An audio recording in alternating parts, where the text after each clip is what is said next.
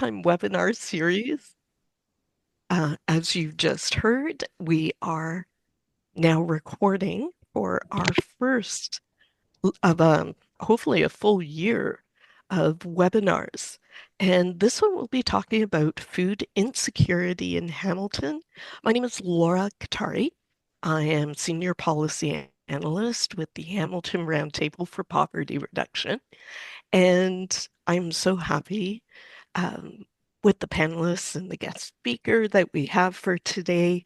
Um, they're incredible champions of change in our community, and we are so lucky to have them with us. I'm going to start, though, with brief acknowledgement that I'm talking to you from my settler home in the traditional territories of the Erie Neutral Huron-Wendat, Haudenosaunee, and Mississaugas on the land covered with the dish with one spoon, wampum belt covenant, and by the Between the Lakes Treaty number 3 of 1792, known geographically and politically as the City of Hamilton. I'll be your moderator for today. This is my first time moderating fully start to finish, so let me know how I did later on. The agenda is pretty straightforward for today. We will be hearing from our guest speaker. Then we're going to open it up to panelists and eventually all our participants that are here today.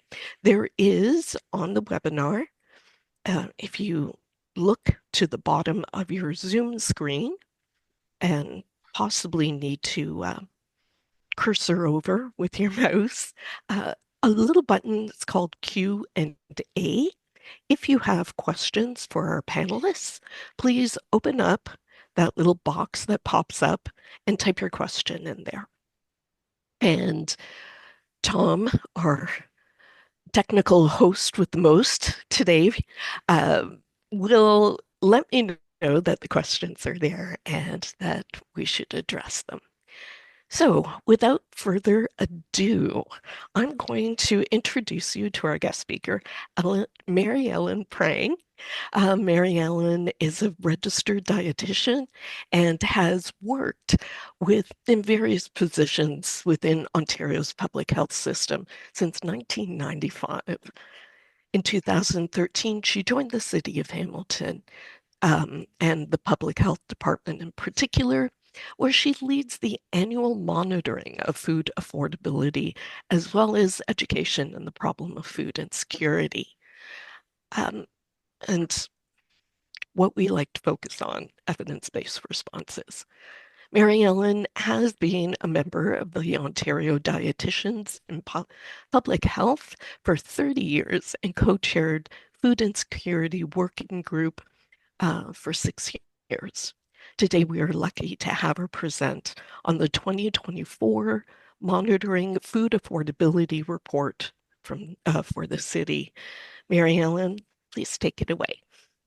Thanks very much, Laura, and thank you to the Hamilton Roundtable for Poverty Reduction for inviting me here to share the work that public health has been doing on food affordability, which is a very timely topic. I would say it's been in the news a lot over the past few years. So let me just share with you today what we've been doing in public health. Actually, for the past 25 years, this has been a requirement of public health units in Ontario to monitor the cost of a nutritious diet and food affordability. And we do this using a tool called the Nutritious Food Basket that Health Canada produces. The most current version was released in 2019. It includes 61 items representative of Canada's food guide and typical purchasing patterns of Canadians. We use this tool to survey a sample of grocery stores in Hamilton. So we look at the cost of all the 61 items in those stores. We average them together to total up an estimate of the cost of a nutritious diet. And there's a few caveats with the nutritious food basket tool. First of all, it does not include any non-food items that would be that people may buy in the grocery store. It does not include any convenience foods. It's only very basic foods and no foods that might be needed by certain cultural or religious groups or for any special celebrations or special dietary needs. It also does not include baby food or baby formula. And it makes the assumption that folks have access to kitchen facilities and equipment, that also that they have the time, knowledge, and skills needed to prepare and store food. Um, so this slide shows the costs of the nutritious food basket in Hamilton in 2024 for 22 age and sex categories, as well at the very bottom for a reference family of 4, including 2 adults and 2 school-age children. It includes an extra 5% for miscellaneous items such as spices, condiments, tea, coffee. It does not factor in the time it would take to do grocery shopping or the costs that would be incurred to travel to a grocery store or to have foods delivered. Don't really want to focus too much on the individual costs, but we'll look at the cost for a reference family of 4 in Hamilton for the period of 2022 to 2024. So we, of course, didn't do any costing over the couple COVID years from 2020 to 2021. And then in 2022, we started using a new tool. So it's useful to start at 2022. So what we found for the reference family of 4 in Hamilton, that the cost of the weekly cost of the nutritious food basket was about $247. In 2023, we saw a significant jump, about 8% increase, up to almost $266 a week. And that rise in food costs that we saw here in Hamilton was typical of what was seen actually across Ontario and across Canada, where food prices did increase up to 10% or more across the country. Significant inflationary period, and so much so that it was the increase that in food costs that we saw were decades. We hadn't seen anything like that in decades since the 1980s. I'm sorry. In 2024, the food cost in Hamilton stabilized, so no significant increase at all. And for 2025, the forecast is that food prices will probably increase about 3 to 5%. And we'll see if that comes to pass when we conduct our food cost survey again this year in May and publish the results in fall 2025. So to monitor food affordability, we look at average incomes, and then we compare those incomes to the cost of food and market rate rental housing. And we do this for various family households. We've got 6 of them here, and 3 examples of one-person households. And what we see is that households that are reliant on social assistance have very little money after we take into account the cost of food and shelter for other basic needs, all of their other basic needs, including transportation, phone, utilities, laundry, clothing, all of those other things. So we're seeing that social assistance for families is not, there's very little left over for all the other needs above food and housing. And for single people, the situation is even worse. They don't even have enough income to cover the costs of food and shelter. They're negative many hundreds of dollars for a single person receiving Ontario Works. And you may be aware of a recent report released by the Social Planning and Research Council of Hamilton in December. It was about the indecent social assistance rates, and it really is beyond a crisis here in Ontario for folks receiving social assistance. And so what happens, I should back up there, I'm sorry. So when there is very little money available for households, and that are families or single folks, they have to compromise. They have to compromise on many things, but for sure they are compromising on food. You don't get a bill at the end of the month for food. So that's typically one of the final things that households will allocate adequate funds to is food. So they make compromises in the quality and the quantity of food, resulting in a situation called household food insecurity. Household food insecurity is generally referred to as the inadequate or insecure access to food due to household financial constraints. It is a measure of material deprivation. And it is not the same thing as hunger. Hunger is a physiological feeling that we have all experienced at one time or another, and it can be relieved with food. However, food insecurity is not relieved with food. It's in the long-term economic policies to increase the financial circumstances of households are needed to improve a situation of household food insecurity. In Canada, food insecurity has been measured for 20 years by Statistics Canada. It's measured through population health surveys using a tool called the Household Food Security Survey module, up to 18 questions. So random households are participate in telephone surveys, and the questions of the Household Food Security Survey module are asked about the household's experience in a number of situations over the previous 12 months. So this has been happening, like I said, for 20 years in Canada. We've got 20 years of data coming from the Canadian Community Health Survey, and more recently from the Canadian Income Survey. So with that data, households can be characterized in terms of their experiences of food insecurity. So if there are no positive responses to any of the questions asked on that survey, there are no indications of income-related problems accessing food. So they're deemed food secure. However, if there's any positive responses to those questions on that survey, they're classified as food insecure, ranging from marginal to severe, depending on the number of positive responses. So households that experience marginal food insecurity are characterized by worrying about running out of food or not having an adequate variety of foods in the home. Moderately food insecure households compromise the quality and quantity of food, and severely food insecure households reduce intake. So they're skipping meals, they're having smaller meals, going days or more with no food. And all of these characteristics of food insecure households are because there is no money to buy more food. If there's just one thing that you take away from my presentation today, it's this, what's highlighted here.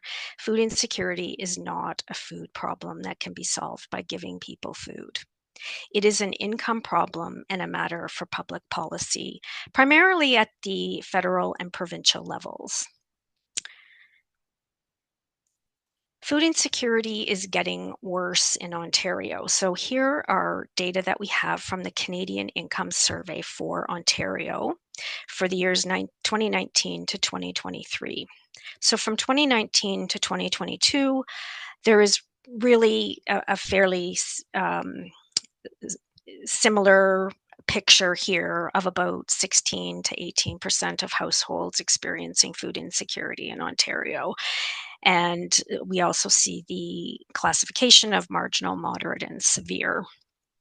And these may look somewhat different, but statistically they are not considered different. However, in 2023,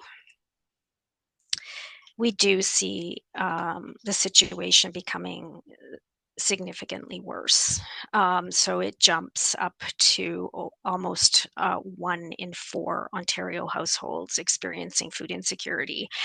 And we also see that there is increases in both the moderately and severely food insecure households. And remember, earlier I showed you the cost of the nutritious food basket increasing significantly from 2022 to 2023. So that's likely what we're seeing as a result of that in the food insecurity statistics that we have for Ontario. So in Hamilton, we also have data on the prevalence of food insecurity. However, we can't really break it down according to severity.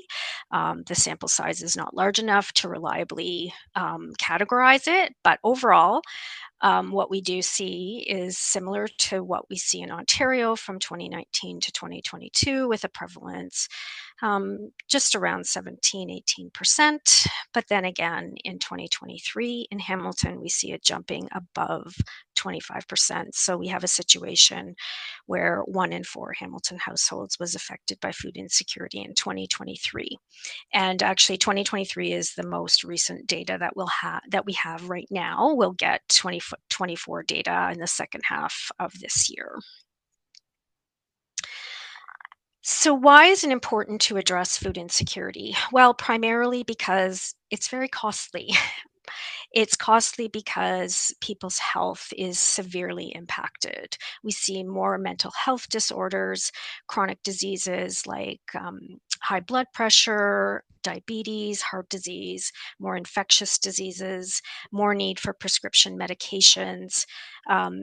Folks are not able to adequately control those chronic diseases, resulting in more ER visits and doctor visits that can lead to hospitalizations and even higher, more premature mortality or death rates. So it is costing us quite a bit in terms of what we're seeing in the healthcare realm. And here's some data from Ontario that looks at health records of Ontarians and cross-referencing it with their food security status. And what we see is almost more than a two times increase in healthcare costs per person when we compare food secure households to food insecure households. So all the different increased costs that we have to our healthcare system because of all of the conditions that I previously mentioned that folks that experience food insecurity have. So how can we solve this problem? Well, once again, I just want to emphasize that food is not a long-term solution. It can help in the short term, but over the long term, families and households will still experience food insecurity unless we have economic interventions that increase household financial situations. So some of those interventions could be around social assistance rates, the amount of child benefits, minimum wage rates, and what seniors' pensions. So all of these economic policies have been studied around their effects on food insecurity, and we do see that there are some benefits when these programs are enhanced. Food insecurity rates can be relieved. However, none of these programs or policies were specifically designed to reduce food insecurity. So we do need to have some more targeted approaches to try to reduce food insecurity. So we can have better results with increasing folks' financial situations. So we need to target reduction in food insecurity. There are no government policies designed to reduce food insecurity. There are policies designed to reduce poverty, but poverty and food insecurity are not necessarily the same thing.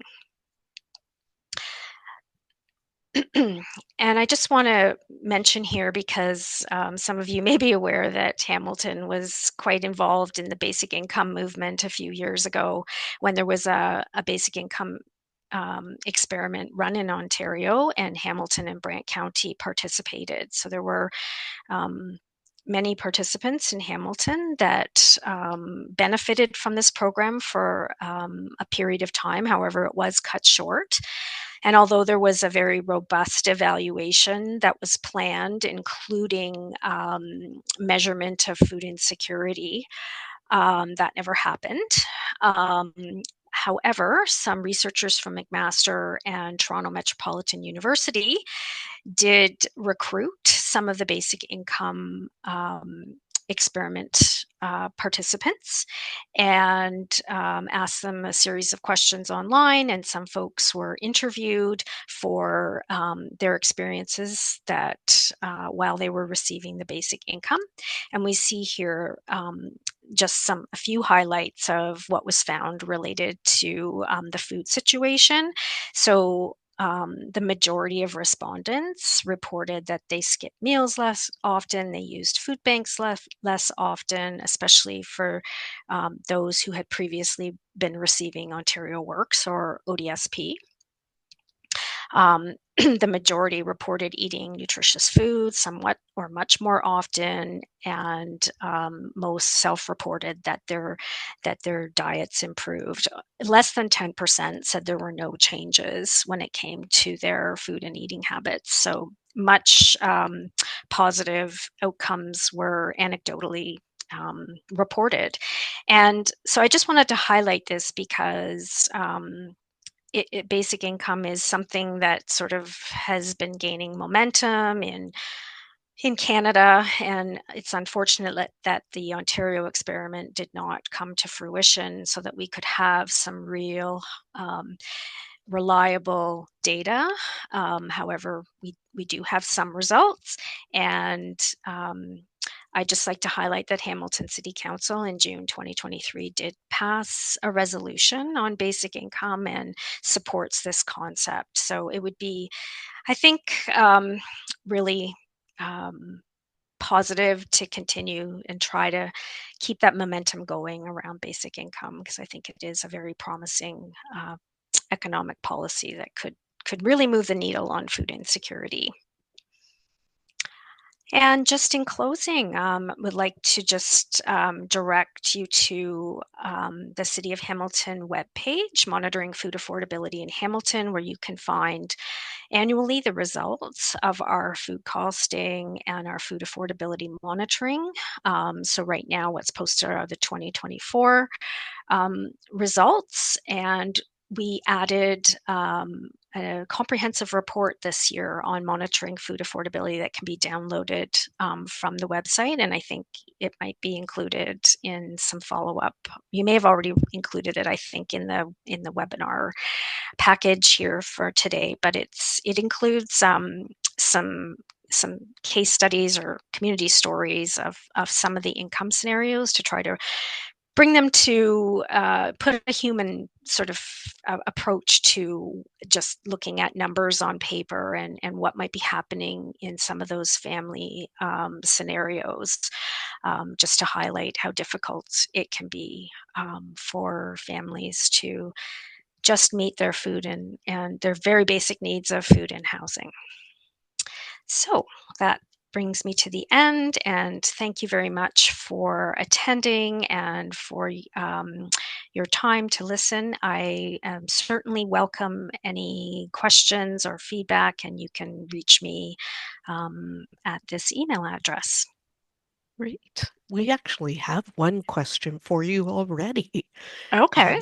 It's from, I believe it's pronounced Alicia, and she says on slide 11, Oh, let me. 2021 showed Mhm. lower rates of food insecurity, and was this due to pandemic income and or benefits like CERB? And if so, they Yeah. think that Mhm. this is evidence income benefits work. Yeah. Do Yeah. you want to respond to that? Absolutely. I don't have. So yes, it did look like. Let me see if I can just share that again. Um,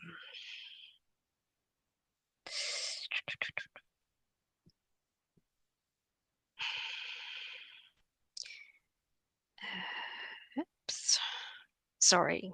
You can't see my slides, can you?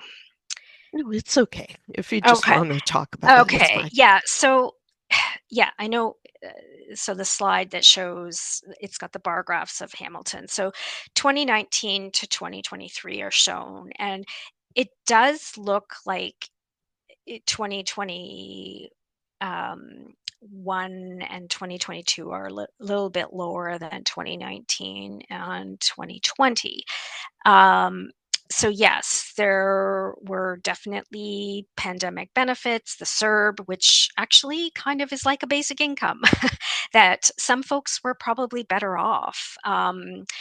If they couldn't work in a job that maybe was not really, that their incomes were under $2,000 a month, and then with CERB their incomes were actually increased. So yes, that's what we think might be contributing. However, I just want to point out that statistically, even though it looks like things went down, they're not considered statistically significant. So we can't really say that it went down, even though the actual number looks a little bit smaller. Um, Yep. No, yeah, that's fair. yeah. That's totally fair. The only, in that slide, the only statistically significant increase was when we jumped up to 27% in 2023. Yep. And I think for some people, it actually got worse during CERB, especially if they were paying for delivery and things like Instacart. People Right. with disabilities that really couldn't go out into the community. So it's Mhm. sort of mixed, and it might be a reason why there isn't a bigger statistical difference despite CERB. It might have been difficult. Too bad no one at the federal level really broke that down for us. So I think um, is the Hamilton data on food security from StatsCan income survey. Yes. Okay, perfect. Yes, it is. The 2019 to 2023 data is provided to us by Public Health Ontario, and it is from the Canadian Income Survey, which which is a newer survey that's done nationally, and the sampling that's used in that survey is more reliable than the sampling that is done in the Canadian Community Health Survey. So if you compare data from the two surveys, the Canadian Income Survey looks like the problem looks worse, but it's probably more reflective of the actual situation. Ooh, difficult, but thank you for that. Yeah. I'm going to hold on questions for a moment because I'd like to bring our panel in. We have three amazing people in our community. So like to welcome Barrington Hector, Executive Director of Neighbour to Neighbour, and I just got to meet him last week, so this is awesome. Um, as well as uh, Radhika, Radhika Subramanyan, CEO of Hamilton Food Share, and City of Hamilton Ward 15 Councillor, shy guy, no one knows him. His name is Ted McMeekin. So I think Ted had to step away for a moment, but we'll start with the panelists that are visible at the moment. So welcome, and I'm sorry if I messed up your name again. No problem. I was like, wait a minute, do I know what this is? Oh no. And Ted's back. Fantastic.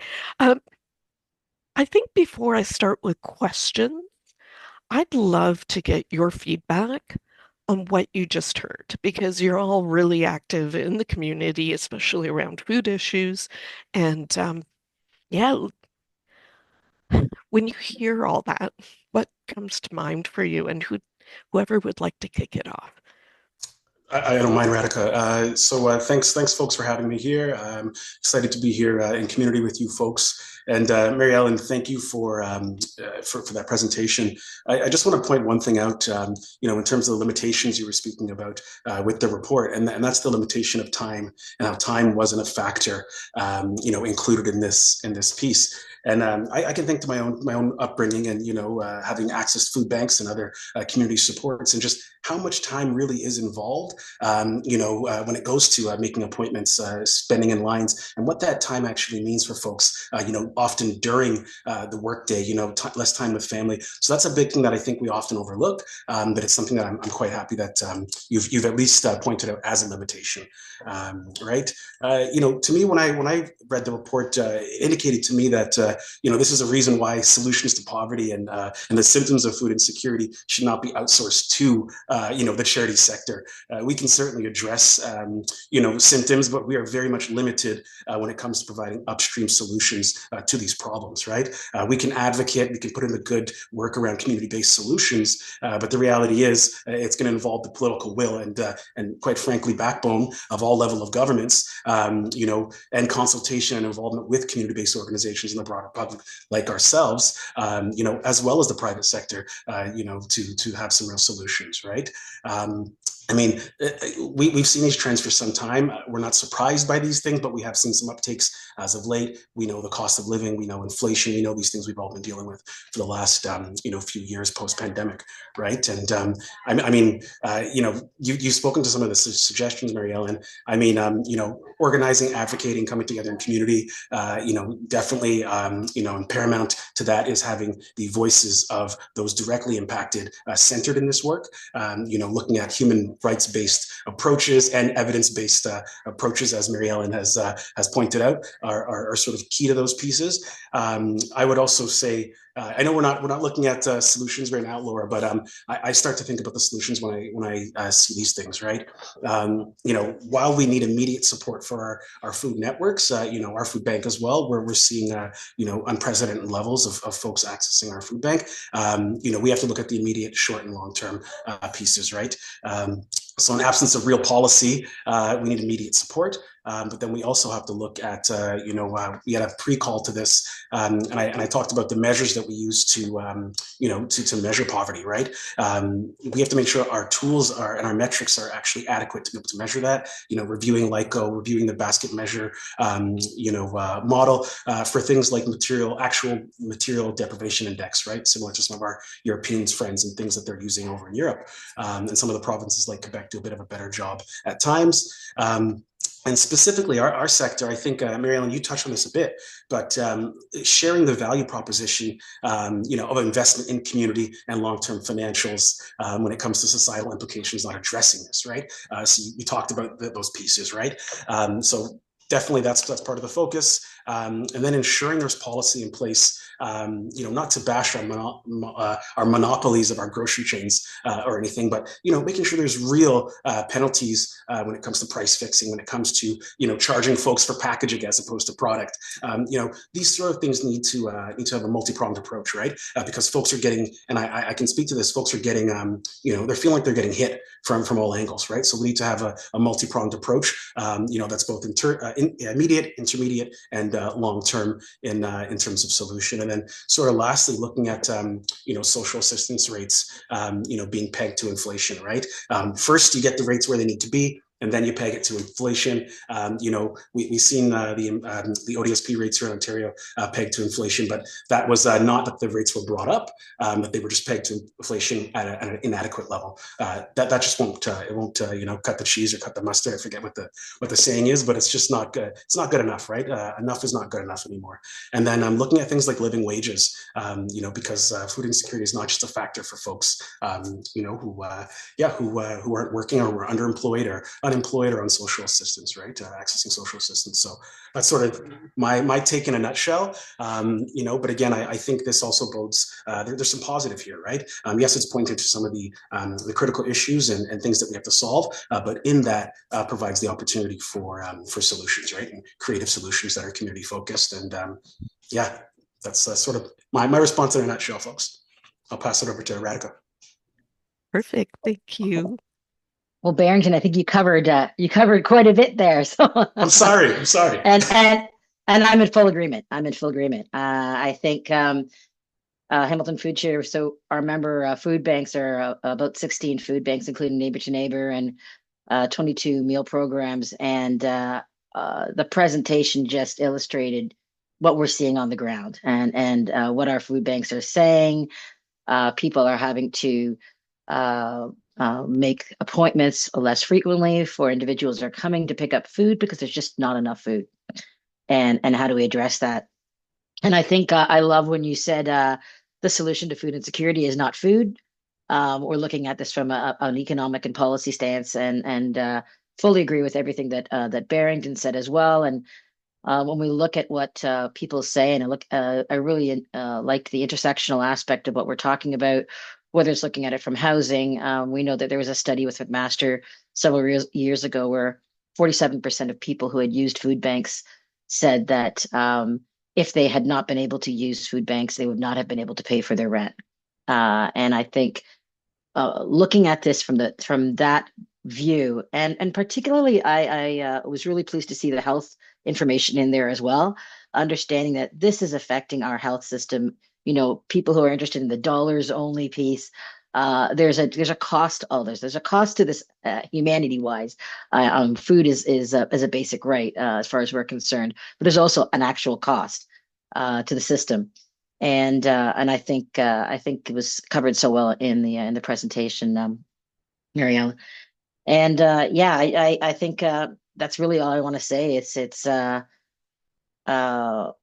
putting a face to that. I think of the different food banks that have come to me and talked about the situations that they're dealing with. Whether it's the fact that so many people who are coming, I think it's 15% perhaps, are employed individuals. They're full-time or part-time employed individuals. It's not the food bank idea that people have in the backs of their minds. This is everybody, and that 1 in 4 really shows it. So thank you. Thank you. And thank you for pointing that out. The face of, I'm going to use the word poverty loosely because what income level poverty is anymore, or where people are experiencing deprivation, we haven't successfully pinned down, but it is different from 30 years ago. It's not a family who, sole earner who lost their job, and Right. we're going to support the family through our congregation or a food bank, and till he finds another job, sort of thing, like this old mentality people have of who it is. And so thank you. I think that's so important to remember. Ted, you've been so quiet, but I'm pretty sure you have something to say about what's going on. So please share your thoughts on it. Well, Laura, let me begin by thanking Mary Ellen. The fact that this is an evidence-based study is really important. I remember at the Social Planning Council a few years ago, the evidence-based study was to open somebody's fridge and view what you saw inside. And that was probably a fairly good indicator. If you open the fridge and you see fresh fruit and juice and meat products and what have you, it's probably an indication that you're in better shape than somebody who's got a pyramid of eggs only, right? So I would say that. Secondly, Mary Ellen's suggestion is it's not just about the food. It's about income is really important. Prince Edward Island, for example, has been calling on the federal government, all levels of all parties there, to use Prince Edward Island as a pilot. 61% of the people in Alberta have said that they would favor a basic income program. Wayne Easter of the Federal Liberal Budget Office did a study a while back and actually proposed a model that indicated that by the time people earned additional income and it was clawed back after $40,000, that it would assist about 18% of Canadian folk to buy diapers for their kids, perhaps enter the housing market, buy some nutritious food, go back to school, all the things that we discovered with the pilot project that was abruptly ended, notwithstanding the fact that the person who was elected promised not to end the program until a full evaluation was done. It was a very, it wasn't all positive, but there were some very positive outcomes of that. So when we talk basic income, we're talking, as Tom Cooper frequently does before council, living wage. We're talking potentially about perhaps a national housing allowance, which has been used about for years. Housing is often referred to as a basic human right, but you don't see a lot of evidence of that when governments are investing in helping developers build $800 to $1 million condos, but not building affordable housing units. So those things are perhaps worth noting. City Council, as I think Mary Ellen mentioned, passed a resolution that Maureen Wilson and I presented unanimously, calling on senior levels of government to embrace a guaranteed or basic income national program. That has been picked up by, I think, over 40 individual municipalities across Ontario. Also by AMO, the Association of Municipalities of Ontario, and FCM, the federal body. That may be important because I think by the end of this week, we're probably into a provincial election and we're soon going to be into a federal election. And it's time to get my basic income now signed out and put it on my lawn again. Of course, the traditional struggle with the OW and ODSP rates is problematic. There was a time not that long ago where there was a proposal to raise rates 20%. We were in a minority government and we couldn't muster a majority of the votes there to do that. So it continues to languish well behind where it should be. Those would be my contributions, other than to say this is the number one issue short term in my ward 15, basically east of Highway number 6 in Waterdown.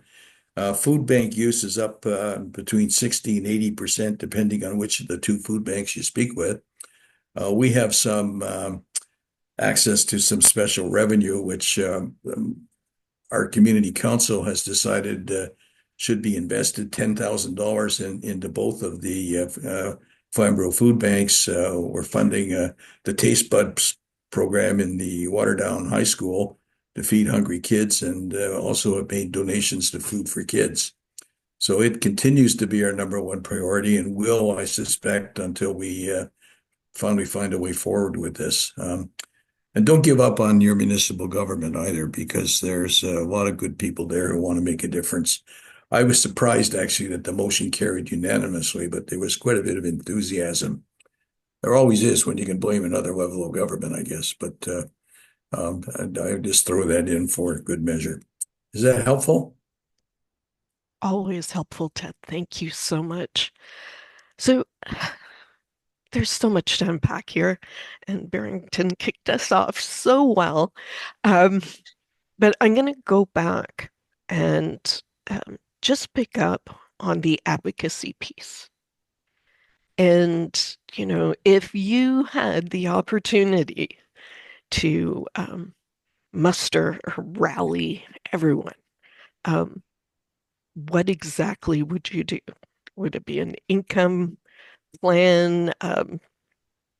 Looks like maybe a little sidetracked at the moment, so we might. It's all good. We're humans and we're doing this live, so it's okay. Exactly. I think I caught the latter end of that. If I could muster, if you can muster support in terms of advocacy, where do you think the most strategic sort of way in to help alleviate or resolve? Hey, instead of poverty reduction, why don't we eliminate poverty? Exactly. It would be just that. It would be focusing on incomes, right? And ensuring that folks have the income they need to have the agency and decency to be able to, go out and make their own food choices as it relates to, consumption for themselves and their families, right? I think about the word advocacy often, and, a push for folks who might not have access to to the food they need, or other services and supports. And again, I go back to that time piece, right? Because advocacy often is a luxury. For some folks that are just trying to meet their basic needs, you might not have that time to advocate. So I would put that caveat in there. But in a magic world where I had a wand where I could bring folks together, in community to advocate, it really would be to focus on that income piece for folks, right? I think that's should be our chief concern going forward as a society. We have to start to ask ourselves, how do we do away with food banks? Essentially, what kind of society can we create, that food banks won't be a necessity, right? So really what that is about income at the end of the day. So that's what I would do. Thank you. Go ahead, Ted. Let me build on what Barrington is saying to say, I completely agree. It's about, there's so many studies that have been done that have made consolidated the relationship between income and healthcare, income and education, income and food, income and mental health, you name it. The trick, I think, and I'm coming from, a few years of experience at the game, the trick is how you go about convincing politicals and those who might be influencers to embrace getting involved even. Could be churches, it could be institutions, it could be councils, different levels of government, and what have you. I think one good way is doing exactly what we're doing here, having an opportunity to chat with 60, 70 people whose hearts and minds are open to trying to do something, who are in all likelihood engaged in some kind of advocacy. The other key is if you're talking to a conservative government, say the current government in Ontario, you need to make conservative arguments. If you're talking to an NDP government out in BC, it's a different kind of case, different kind of story. Although they were the one provincial government that formally opposed basic income. I'm not exactly sure why, but I think you need to talk the talk. You need to understand. We need to do our homework. We need to not trip over ourselves or contradict ourselves or be seen as arguing with each other. We need a clear focus and a clear strategy with the economics. Wayne Easter did a good job of that. I think his scheme was $20,000 for everybody at, I'm just going from memory here, or you could earn up to another 20,000, then every $3 over 40,000, one would be clawed back. And I think his conclusion was that it would directly benefit about 18% of Canadians. But more importantly, it would be a major stimulus to the Canadian economy. And God knows, with the 25% tariff pending, that would be a good thing to see happen. Thank you.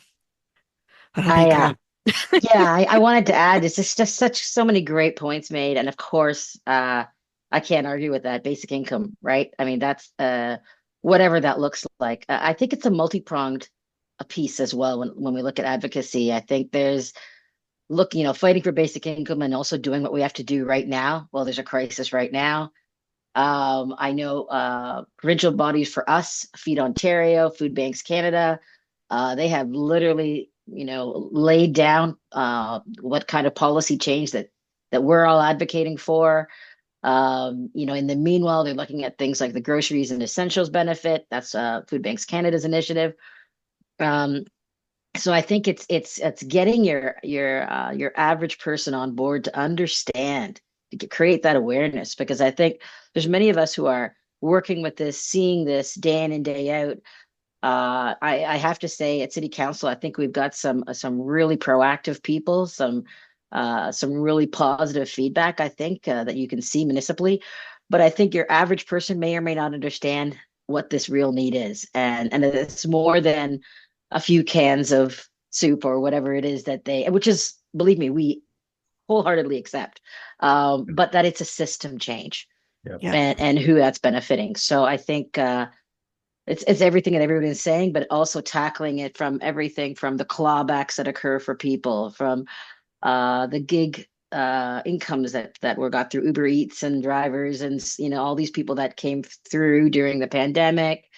Your $733 a month or so that OW get on OW. I mean, all of these areas as well, that are affecting the tomorrow and the day after tomorrow, right? And I think Yeah. that's the crisis that I know a lot of the food banks will be saying as well, is we want this, but we also need this. It's got to happen at the same time. So I'm going to be a toughy, meanie moderator and say we have 10 minutes. We have 2 questions. So if we can, one person responds to it. And Mary Ellen, there's one here you might want to jump into as well if we open up our Q&A box there. And I need to wrap up at 5 minutes. So really, we only have 5 to discuss these. So the first question is, do we know the breakdown of data based on the length of time folks experience insecurity for? In other words, is food insecurity a hard trap to get out of, much like poverty? And that's a great question that I don't have an answer to. Does anyone have any stats around that? Duration of use of food banks or Marielle? I can share anecdotally very quickly that we do see the same folks month after month at the food bank. So, I mean, anecdotally, at least you see that revolving door or trap, so to speak. Yeah. Yeah, you could say I think in a month from our food banks, there's close to 18,000 individuals who are using those food banks. But the actual visits are about 30,000. So that's telling Wow. you that that there are many return people, and of course, at least 37% of those are children, right? Wow. Thank you for that. Um, Mary Ellen, are you familiar with the National School Food Program? And does it have a huge impact on food security? And I'm going to take one more question as well. If you read that, well, I put Mary Ellen on the spot, or if anyone Absolutely. else knows of the program. Absolutely. Very familiar with the program. I think Ted mentioned Taste Buds, which is our Hamilton Student Nutrition Collaborative. I have had some history working with the predecessor of Taste Buds. I can't off the top of my head tell you exactly how many schools participate. It's definitely a needed program. It's really the focus of that program is not on feeding hungry children. It's on learning readiness. We need children from whatever their household situation is to be coming to school ready to learn, and food is a key factor in that. So whether there's food at home or not, some kids come to school hungry, and having food available for everybody, a universal program is the priority with those programs. Some schools can offer the program daily, Monday to Friday, and there's food available throughout the day, or in classrooms. Others, it's very it may be a couple days a week. So it's certainly far from what we see in other countries in the world where they have universal lunch or breakfast programs. We're very far from that in Canada, in Ontario, and some schools have a sink and that's it. Like there's no food preparation facility. So it's very limited as to what can be done in some schools. And there's some very creative solutions that schools come up with to try to get food to children, to the students. It's not going to solve food insecurity. Unfortunately, it is being placed as a solution, but it's a food solution again, right? It's not Yeah. changing the economic circumstances of families. And I'm sure families will say that it helps, but it is not a solution to food Yeah. insecurity. Thank you. And I just read Josie's question comment, and I think your answer feeds into that. this idea that when we prepare children adequately nutritionally, that they succeed in school. And I mean, I don't think it should be a surprise.